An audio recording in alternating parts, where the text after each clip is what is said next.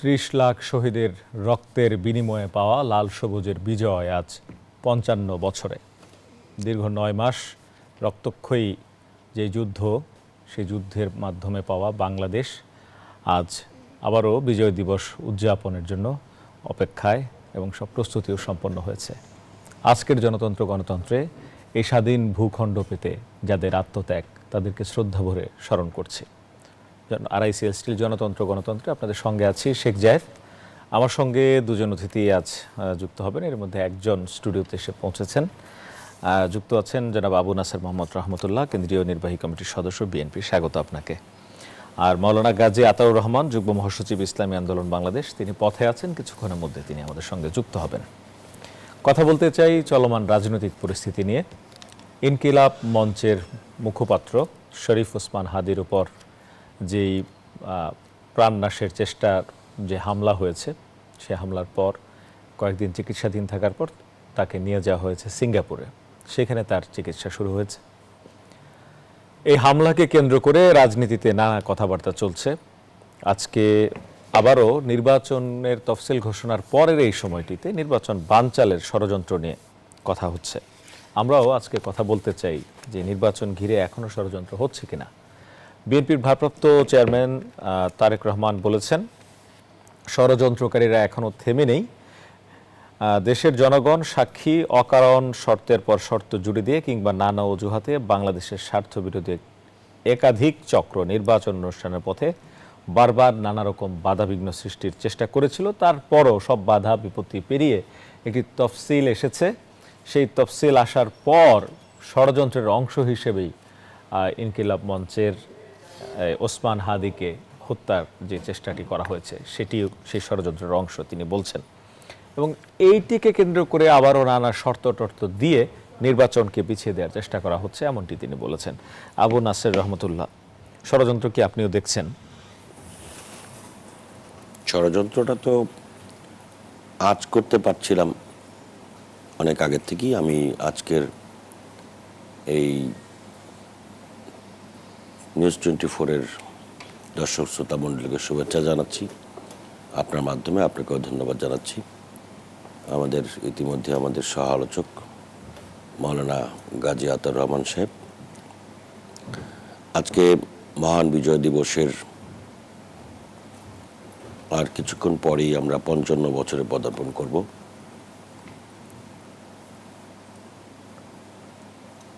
অগণিত শহীদের রক্তের বিনিময়ে অর্জিত, বহু মা বোনের সম্ভ্রমের বিনিময়ে, সর্বোপরি লাখো কোটি মানুষের যারা যুদ্ধাহত মুক্তিযোদ্ধা রয়েছেন তাদের সহ তাদেরকে আমি গভীর শ্রদ্ধাভরে স্মরণ করছি। গভীর শ্রদ্ধাভরে স্মরণ করছি এই মহান স্বাধীনতার ঘোষক শহীদ রাষ্ট্রপতি জিয়াউর রহমান সাহেব সহ যে সমস্ত মুক্তিযোদ্ধারা জীবন বাজি রেখে মুক্তিযুদ্ধে অংশগ্রহণ করেছিলেন, তাদের মধ্য থেকে যারা দুনিয়া থেকে চলে গিয়েছেন তাদের আত্মার মাগফিরাত কামনা করছি। যারা জীবিত আছেন তাদের প্রতিও গভীর শ্রদ্ধা জ্ঞাপন করছি। জাতীয় নির্বাচনের নিয়ে যে ষড়যন্ত্রের কথা আপনি বলেছেন, এই ষড়যন্ত্রের কথা কিন্তু আমরা ৫ই আগস্টের পর থেকেই আমরা কিন্তু বিভিন্নভাবে লক্ষ্য করেছি। শুরু থেকেই একটি মহলের আয়োজন ছিল যে জাতীয় নির্বাচন যাতে সম্পন্ন না হয়। দেশি একটি মহল আছে বা দেশি কিছু মহল আছে, বাইরের একটা গোষ্ঠীও রয়েছে। তারা চায় না বাংলাদেশ স্থিতিশীল অবস্থায় ফিরে আসুক। বাংলাদেশের যথাযোগ্য নির্বাচিত প্রতিনিধির মধ্য দিয়ে কাঙ্ক্ষিত বাংলাদেশের দিকে আমরা এগিয়ে যেতে পারি, এই জিনিসটা তারা চায় না। ৫ই আগস্টের পর থেকে আপনি দেখবেন এই সরকারের মেয়াদ বৃদ্ধি করার জন্য বিভিন্ন রকমের ফন্দি ফিকির আঁটা হয়েছে। মাঝে মাঝে বলা হয়েছে যে ৫ বছর, ইউনূস সরকার ৫ বছরের জন্য চাই, বিভিন্নভাবে পোস্ট করা হয়েছে। এরপরে সরকারের মধ্য থেকে এই উপদেষ্টারা তাদেরও আটঘাট ভাবসাব দেখলে মনে হয়েছিল যে যে তারাও মোটামুটি প্রস্তুত যে এবার চেয়ার একটা পাওয়া গেছে, এই চেয়ারে আমরা থেকে যাব। এটা আমাদের দেশের চেয়ারের মনে হয় একটা নেচার হয়ে গেছে। এমন 2-4 জন তো বলেই ফেললেন যে শুধু কি একটা নির্বাচনের জন্য আমরা আসছি নাকি। উনি তার দেশটাকে সোনার উপায় খচিত করে একটা সোনার বাংলাদেশ তৈরি করে দিয়ে তারপরে এটা মনে হয় তাদের দায়িত্ব। আসলে তো তাদের দায়িত্বটা ছিল একটি গ্রহণযোগ্য সুষ্ঠু নির্বাচনের দায়িত্ব পালন করা এবং নির্বাচিত প্রতিনিধির হাতে ক্ষমতা হস্তান্তর করা একটি অন্তর্বর্তীকালীন বিচার সরকারের। সংস্কার এগুলো তো তাদের দায়িত্বের মধ্যে ছিল, বিচার প্রধান সংস্কারের দায়িত্বের মধ্যে আছে। দায়িত্বটা তুলে নেওয়া হয়েছে, মানে মানুষের সামনে নিয়ে আসা হয়েছে। বিচার সংস্কারের দায়িত্ব তাদের না। আমাদের সমস্যাটা হচ্ছে কি, আমরা প্রথম দিকে একটু ন্যায় বিন্যায় বলার চেষ্টা করছি, হ্যাঁ একটু বিচার হওয়া উচিত, হ্যাঁ একটু সংস্কার তো হওয়া উচিত, এইভাবে দেশ চলতে পারে না। ভাই বিচার করবে কে? যিনি বিচার করবেন, যারা আজকে উপদেষ্টা আছেন, তাদের বংশের মধ্যে তালিকা করে পাওয়া যাবে যে একজন মানুষ আওয়ামী লীগের নির্যাতনের মৃত্যুবরণ করেছেন। তাদের গোষ্ঠীর মধ্যে কাউকে পাওয়া যাবে একটা মামলা খাওয়া হয়েছে। তার 14 পুরুষের মধ্যে কাউকে পাওয়া যাবে যে জেলের বারান্দায় দৌড়দৌড়ি করছে, মিছিল করছে, মিটিং করছে, বাড়ি ছাড়া ছিল, ঘর ছাড়া ছিল, পাট খেতে ঘুমাইছে, ধান খেতে ঘুমাইছে। তার বিচার করার দরকারটা কি? সে বিচারে বুঝবে কি? সংস্কার। সংস্কারের জন্য আপনি যাদের হাতে দিলেন তারা সারা জীবন রইল দেশের বাইরে। ওনার এসে সংস্কার আমাদেরকে বুঝাই দিয়ে যাবে আর পালন করবে এই দেশের জনগণ। উনি সংস্কারে কি বুঝবেন? এই দেশের আলো বাতাস সম্পর্কে তাদের কি অভিজ্ঞতা আছে? জোর করে হাত পা বেঁধে তারপর সংস্কার হয়। আপনি নির্বাচন কেন্দ্রিক ত্রুটি আমাদের দেশে দীর্ঘদিন যাবৎ বিদ্যমান। যেই ক্ষমতা যায় সেই নির্বাচনকে চেষ্টা করে তার মতো করে করার জন্য। বিশেষ করে দলীয় সরকার অধীনে যদি নির্বাচন হয়, তারা চেষ্টা করে এমন একটা নির্বাচন করবে যে নির্বাচনের মধ্য দিয়ে তিনিই যাতে আবার বের হয়ে আসতে পারেন, ক্ষমতাকে যে কোনো মূল্যে ক্ষমতাকে ধরে রাখা। নির্বাচন কেন্দ্রিক আমাদের এই দীর্ঘদিনের সমস্যা।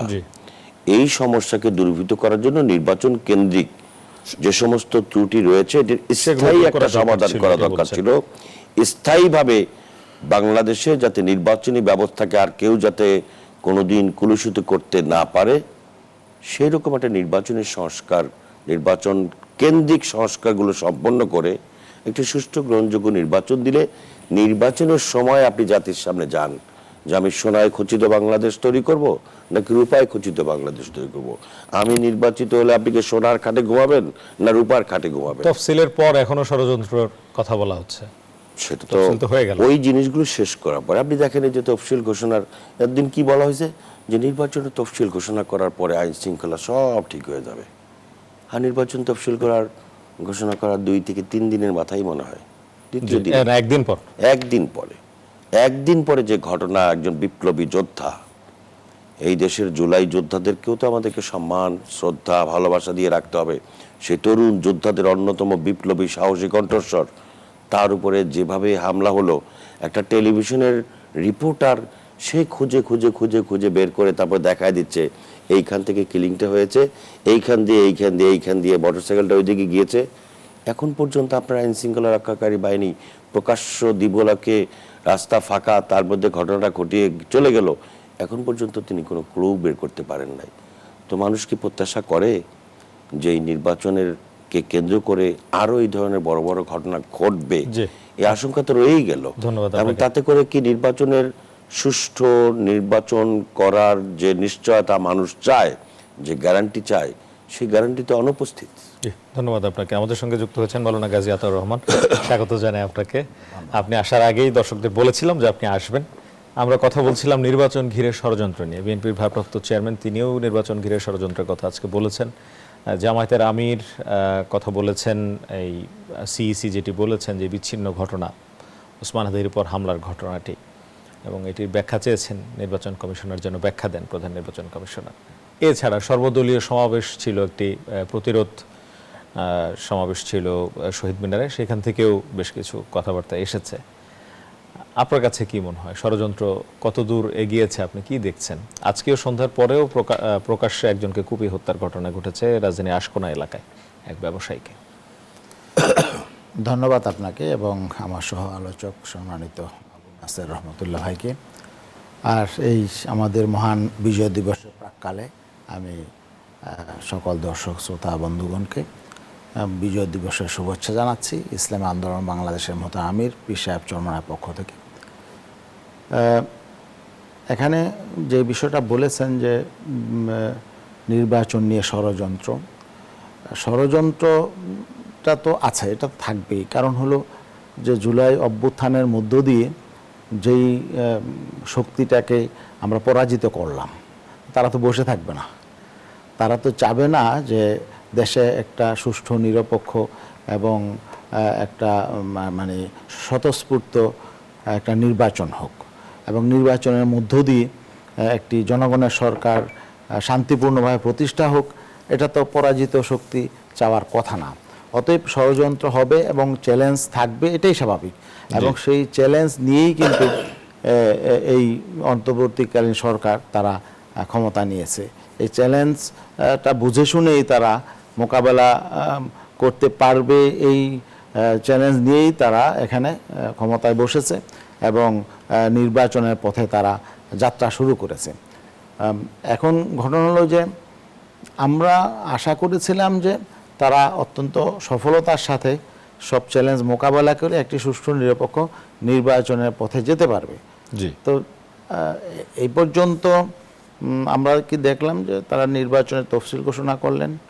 তফসিল ঘোষণার আগে কিন্তু আমরা এই সংখ্যাগুলো প্রকাশ করেছিলাম যে আইন শৃঙ্খলা পরিস্থিতি এখনো কোনো উন্নয়ন হয় নাই এবং নির্বাচনের জন্য যে পরিবেশ তৈরি দরকার সেই পরিবেশটা হয় না। এখানেই আমরা বারবার বলেছি, আপনার এই টকশোতে বলেছি। কিন্তু বলেছেন, কিন্তু যেমন আপনারা যখন পিআর এর দাবিতে আন্দোলন আর বিভিন্ন দাবিতে আপনারা 8 দল বা 7 দল একসাথে আন্দোলন শুরু করলেন, বিএনপি সহ বেশ কিছু দলের পক্ষ থেকে বলা হয়েছে যে এই দাবিগুলো হচ্ছে নির্বাচন বানচালের ষড়যন্ত্র।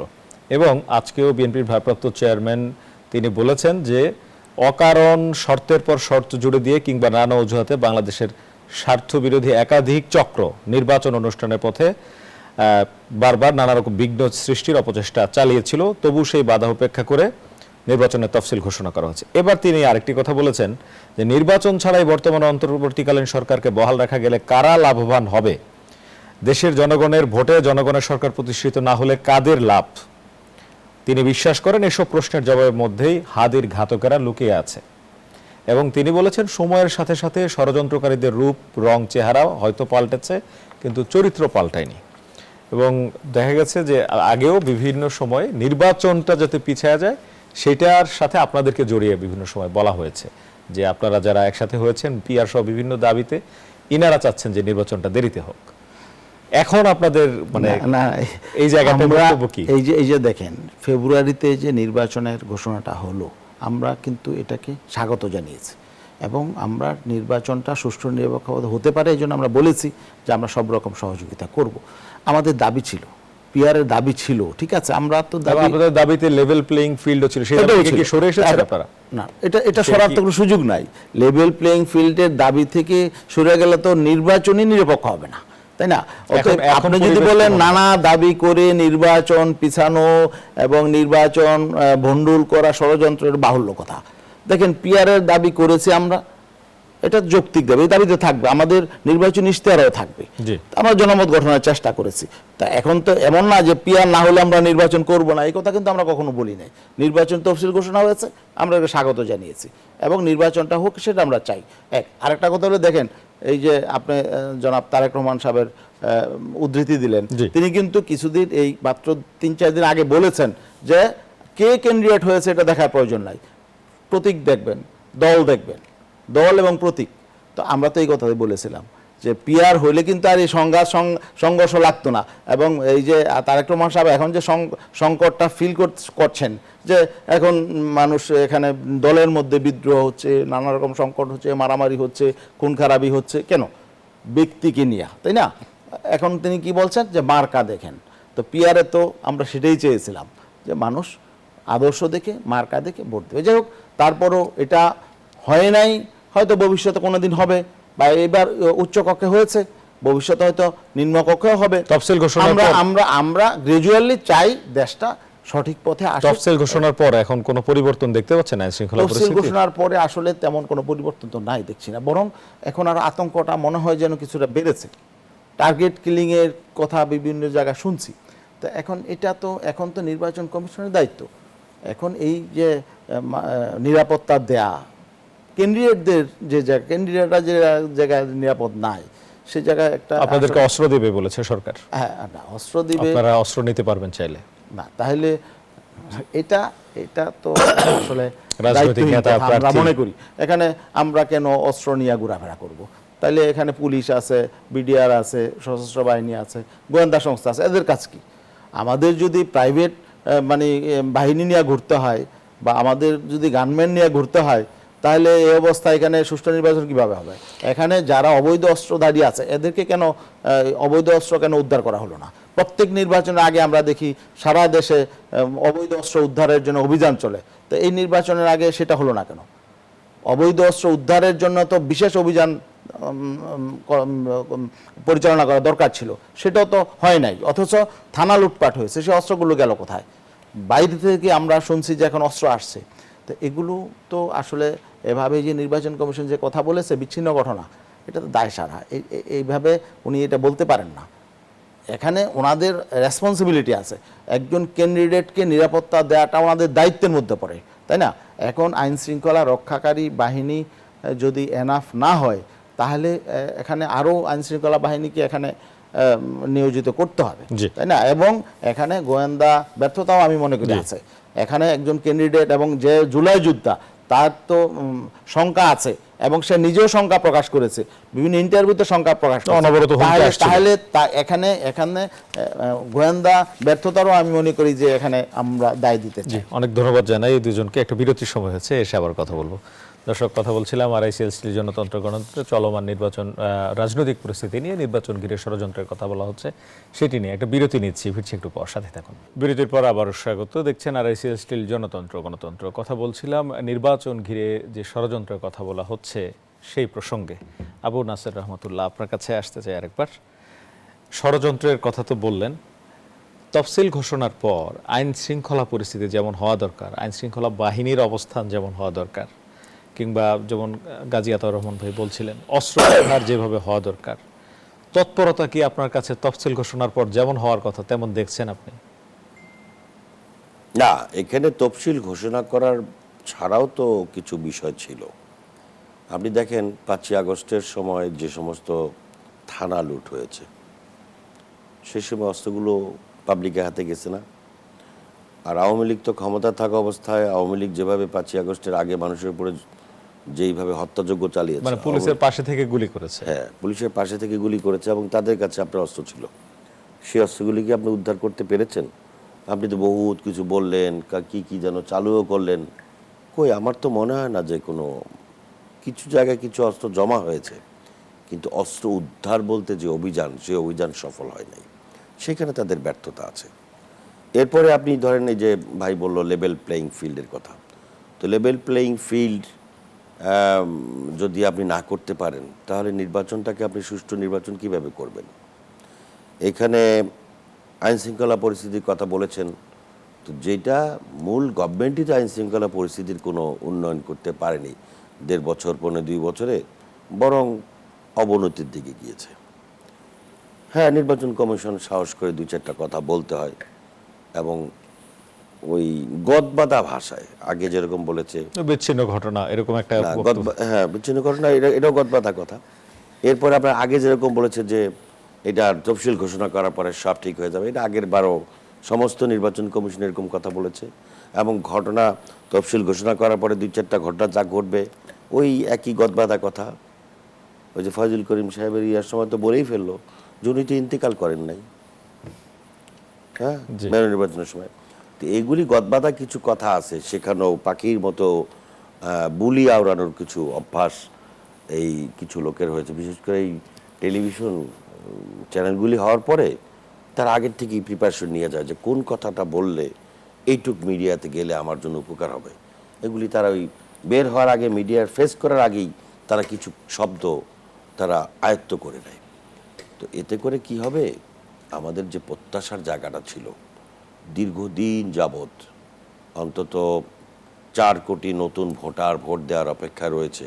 জি, সেই ভোটাররা একটি নির্বিঘ্নে উৎসবমুখর পরিবেশে একটি সুন্দর নির্বাচনে অংশগ্রহণ করবে এবং উৎসবমুখর পরিবেশে এলাকায় গিয়ে নিজ এলাকায় নির্বাচনী প্রচারণা চালাবে, জি। নির্বাচনে অংশগ্রহণ করবে, নির্বাচনে তাদের রায় প্রদান করবে। একটি সুন্দর প্রত্যাশিত সরকার, জনগণের নির্বাচিত সরকার প্রতিষ্ঠা লাভ করবে। সেই জিনিসটা আপনার এখনো পর্যন্ত মানুষের মধ্যে সেই নিশ্চয়তা ফিরে আসেনি আসেনি। যে এই নির্বাচন কমিশন দ্বারা সেটা সম্ভব কিনা। তবে জি, একটু আমি আমি সংক্ষেপ করুন। আমি বুঝাতে চাই যে সরকারের বা নির্বাচন কমিশনের যে সদিচ্ছা নাই সেটা আমি মনে করি না। তাদের সদিচ্ছা আছে, কিন্তু তাদের অভিজ্ঞতার অভাব আছে, তাদের কৌশলের অভাব আছে, তাদের কিছুটা জ্ঞান বুদ্ধির সমস্যাও আছে। ধন্যবাদ। আপনার কাছে আবারও আসবো। মৌলানা গাজী আতাউর রহমান, যে আসামি জামিন পেয়ে বাইরে এসে হত্যার চেষ্টাটা করলো, সেই আসামি আবার সীমান্ত পাড়ি দিয়ে ওপারে চলে গেছে, এমন খবর আমাদের কাছে এসেছে, এবং আইন শৃঙ্খলা বাহিনী তাদেরকে সীমান্ত পাড়ি দেওয়া সহায়তার অভিযোগে কয়েকজনকে গ্রেপ্তারও করেছে। তো এই পরিস্থিতি আপনি কিভাবে ব্যাখ্যা করবেন? অস্ত্রসহ গ্রেপ্তার করলেন আসামি, সেই সব আসামি জামিনে বের হয়ে যাচ্ছে একের পর এক, আবার হত্যাকাণ্ড করছে, পালিয়েও যাচ্ছে। আমাদের জন্য এটা আসলে দুর্ভাগ্যের বিষয় যে অস্ত্রসহ গ্রেফতার হওয়ার পরে রিকভারি আছে, তারপরেও এরা কিভাবে জামিন পেল? এখন এটা তো এরা তো জামিন পেয়েছে কিন্তু হাইকোর্ট থেকে, নিম্ন আদালত থেকে না, হাইকোর্ট থেকে এরা জামিনে বেরিয়েছে এবং দেশের প্রখ্যাত আইনজীবীরা তাদের জন্য সেখানে তদবির করেছে, মানে আইনি সহায়তা দিয়েছে। তো তাহলে তাদের মানে শেকড় তো অনেক গভীরে, এবং এই জাতীয় আরও কত অপরাধী এভাবে আদালত থেকে জামিন নিয়ে এসেছে, কত খুনিরা বের হয়েছে, এই তথ্যটা এখন আসা দরকার। এবং কারা কোন বিচারক এদেরকে এইভাবে জামিন দিল, কারা এর পেছনে আছে, এগুলো বের হয়ে আসা দরকার। এবং এখানে মানে জঘন্য জঘন্য অপরাধী 5ই আগস্টের পরে জেলখানা থেকে বেরিয়ে গেছে, অনেক খুনিরা বেরিয়ে গেছে, এবং এরা মারাত্মক যারা পেশাদার খুনি এরা বেরিয়ে গেছে, টপ টেরোরা বেরিয়ে গেছে, যাদের নামে কি বলে 20টা 25টা 30টা খুনির মামলা, তারাও বেরিয়ে গেছে। ওরা গিয়া কোথায় আছে এখন, তাই না? তারা তো এখন যেটা করবে তার দেশটাকে তো তারা জাহান্নামে পরিণত করবে। তো এখন এরা কিভাবে এবার বেরিয়ে আসলো? এরা এই যে কি বলে এটাকে, কারা তাদেরকে জামিন দিল, কেন দিল, এর পেছনে কি? এই আমার মনে হয় এই নির্বাচন তফসিলের পরে এখন ওই এগুলো বের করা দরকার।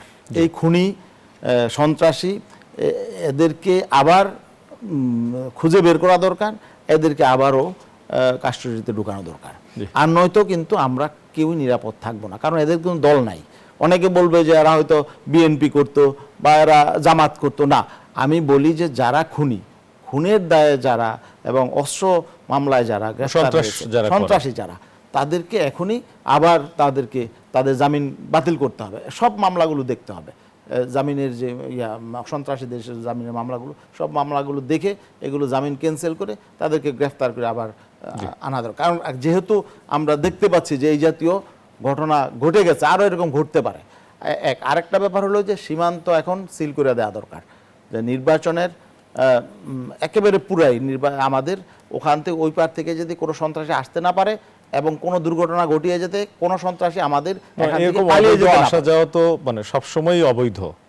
তো সেটা যে অবৈধ হলেও এখানে কিন্তু এখানে আমরা জানি আমাদের সীমান্তের অবস্থাটা কি, জি, তাই না? এখানে রেড অ্যালার্ট জারি করে একেবারে নির্বাচনের আগ পর্যন্ত টোটাল সতর্কতা বাড়িয়ে ওখানে চেক আরো ইয়া করা দরকার। ধন্যবাদ। আবার বিরতির সময় হয়েছে, এসে আবার কথা বলবো। দর্শক, কথা বলছিলাম নির্বাচন ঘিরে যে ষড়যন্ত্রের কথা বলা হচ্ছে সে প্রসঙ্গে। একটা বিরতি নিচ্ছি, ফিরছি একটু পর, সাথেই থাকুন। বিরতির পর আবারও স্বাগত। দেখছেন আরআইসিএল জনতন্ত্র গণতন্ত্র। কথা হচ্ছিল নির্বাচন ঘিরে ষড়যন্ত্র নিয়ে। আলোচনায় যেটি বেরিয়ে এসেছে যে এখন পর্যন্ত একটি সুন্দর নির্বাচনের জন্য যে পরিবেশ, সেই পরিবেশটি নিশ্চিত হয়নি, বা পরিবেশের কত শতাংশ আছে সেটি নিয়েও নানা রকম প্রশ্ন আছে। একটি ভালো নির্বাচনের জন্য এখন যে পরিবেশটি আছে এটি কোন পর্যায়ে নেওয়া উচিত, কি করণীয়, সংক্ষেপে একটু বলবেন আবু নাসের মোহাম্মদ রহমতুল্লাহ। আমার কাছে মনে হয় যে 5ই আগস্টের পরে বাংলাদেশের মানুষের কাছে সবচাইতে বড় প্রত্যাশা ছিল যে ফ্যাসিবাদ বিরোধী সকল মানুষগুলো ঐক্যবদ্ধ, জি, সকল রাজনৈতিক দলগুলো ঐক্যবদ্ধ।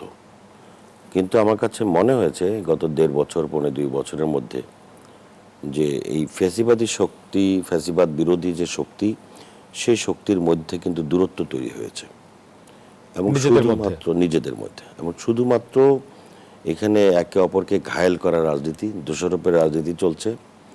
এবং যে কোনো মূল্যে আমাকে মনে হয় একটু চেষ্টা করলেই মানে আমি ক্ষমতাটা দখল করতে পারি, একটু চেষ্টা করলেই মানে আমি 10টা আসন বেশি পেয়ে যাব, এরকম একটা মানসিকতার থেকে পরস্পরের মধ্যে যে কাদা ছোড়াছুড়ি, দোষারোপ, মিথ্যাচার, অপপ্রচারের রাজনীতিটা মনে হয় অনেক বেশি। মানে একে অপরকে ঘায়াল করার যে এতে করে ফ্যাসিবাদ বিরোধী শক্তি দুর্বল হচ্ছে, আর ফ্যাসিবাদ পন্থী যারা, তারা আস্তে আস্তে শক্তি সঞ্চয় করছে পুনর্বাসিত হচ্ছে। এবং তারা পুনর্বাসিত হচ্ছে, এবং তারা কিন্তু এমনভাবে ছোবল মারবে, সেই ছোবলের আঘাত থেকে কেউই রক্ষা পাবে না। তার মানে ছোবলের আগে আবার ঐক্যবদ্ধ হওয়া উচিত। আপনি বলছেন ছোবলের আগে সকলকে ঐক্যবদ্ধ হওয়া উচিত। নিজেদের মধ্যে হ্যাঁ রাজনৈতিক প্রতিযোগিতা থাকবে, প্রতিদ্বন্দ্বিতা থাকবে, কিন্তু যাতে কোনো নোংরামি, ঘৃণার পর্যায়ে যেন পরিবেশ না যায়। যাতে না হয়, জি। সেই দিকে ঐক্যবদ্ধ, সেই দিকে খেয়াল রাখতে হবে এবং সেটা বসেই সেই সমাধান করা। ধন্যবাদ আপনাকে। গাজী আতাউর রহমান, সরকার কি করবে এখন, যে পরিস্থিতি, নির্বাচনটা এবং লেভেল প্লেইং ফিল্ড আপনারা যেটা চান সেটা করতে কি করবে? আমি যেটা বলতে চাই, আমরা কিন্তু হতাশ না, যে আমরা কথা বলি, যে সমস্যা নিয়ে কথা বলি, যারা দায়িত্বে আছে তাদেরকে সতর্ক করার চেষ্টা করি, কিন্তু সামগ্রিকভাবে আমরা চাই একটা ভালো নির্বাচন। এখানে যে রহমতুল্লাহ ভাই যেটা বললেন ঠিক আছে, এখানে প্রতিযোগিতা তো থাকবেই, যদি প্রতিযোগিতা না থাকে তো নির্বাচনের পক্ষ বিপক্ষ তো থাকবে না। উনি এটা সরকারের হবে। অভিজ্ঞতা নিয়ে বলছিলেন। কিন্তু এখানে আমরা শক্তি। যেটা মনে করি, এখানে মানুষ একটা নির্বাচনের জন্য উন্মুখ হয়ে আছে, জি। একটা প্রতিদ্বন্দ্বিতাপূর্ণ নির্বাচন, স্বতঃস্ফূর্ত একটা উৎসবমুখর নির্বাচনের জন্য হ্যাঁ কিছু সমস্যা হবে, এটা আশা করি আমরা ঐক্যবদ্ধভাবে মোকাবেলা করতে পারবো। একটা আমরা বড় অভ্যুত্থান, বিপ্লবে আমরা জনগণকে পাশে পেয়েছি, অতএব সামনেও এই নির্বাচনে যে কোনো ষড়যন্ত্র চক্রান্ত আশা করি আমরা ঐক্যবদ্ধভাবে মোকাবেলা করতে পারবো এবং আমরা জনগণ বিজয়ী হবে ইনশাআল্লাহ। অনেক ধন্যবাদ। এই ব্যাপারে আমরা আশাবাদী। আমাদের আয়োজনে সময় দেওয়ার জন্য, গুরুত্বপূর্ণ মতামত দেওয়ার জন্য। দর্শক, কথা বলছিলাম নির্বাচন প্রসঙ্গে। বিজয়ের 55 বছরে পা দিচ্ছি আমরা কিছুক্ষণ পরই। যে গণতান্ত্রিক বাংলাদেশ, শান্তির বাংলাদেশ, সুখী সমৃদ্ধ বাংলাদেশের প্রত্যাশা করা হয়েছিল, সেটি এখনও অধরা। সামনে একটি সুন্দর নির্বাচনের মাধ্যমে সেই অধরা স্বপ্ন বাস্তবায়নের পথে এগিয়ে যাবে বাংলাদেশ, সেই প্রত্যাশা করে আজকের আয়োজন এখানে শেষ করছি। ভালো থাকবেন সবাই।